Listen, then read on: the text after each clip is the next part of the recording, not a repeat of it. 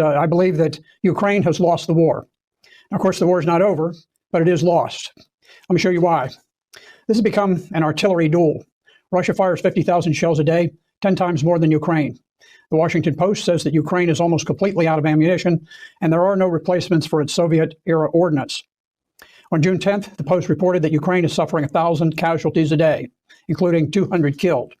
The rate of casualties has doubled in just 3 weeks. And Ukraine is losing 6,000 soldiers killed every month. This is a casualty rate 12 times higher than we suffered in Vietnam. This, on a per capita basis, this means that their casualty rate is roughly 60 times greater than the U.S. suffered during the very bloody war in Vietnam. Ukrainians have fought with courage, but no nation can sustain such casualty rates for long. Ukraine is finished. On June the 12th, yesterday, NATO Secretary General Jens Stoltenberg all but admitted that Ukraine would soon be forced to sue for peace. He said, "The only question is, what price are you willing to pay for peace? How much territory, how much independence, how much sovereignty are you willing to sacrifice for peace?" Stoltenberg's remarks suggest that NATO recognizes that the war is lost. It's now become an unpleasant distraction that simply needs to be wrapped up, as far as NATO is concerned. The sanctions war has failed. The entire financial might of the Western world was unleashed against Russia. Today, the ruble is stronger than before the war. This year, it has been the strongest of all currencies. Russian inflation peaked around 15% and is expected to subside. But as their inflation tops out, Europe's and America's has just begun skyrocketing dangerously. Biden's attempt to strangle Russian trade has failed.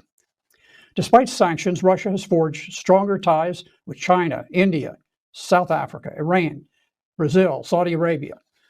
Important countries in the global south are refusing to obey Washington's order to impose sanctions. Independent countries fear the U.S., but they resent being told who they may and may not trade with. Dictating sanction policy to sovereign nations is diminishing the world's respect for America.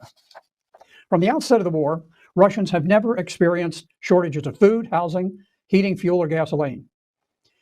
Anyone who expects Russians to crack from the loss of Gucci purchase or Big Mac hamburgers do not understand the Russian psyche.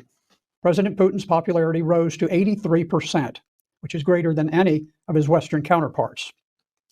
Meanwhile, the propaganda war is unraveling. At the outset of war, the United States unleashed a carefully orchestrated barrage of anti-Russian propaganda. All dissenting voices were blocked from the media. Recently, however, news outlets have begun acknowledging the possibility of a Ukrainian defeat. On June 10th, Newsweek reported that even the deputy head of Ukrainian military intelligence has admitted that Ukraine was at risk of losing the war to Russia.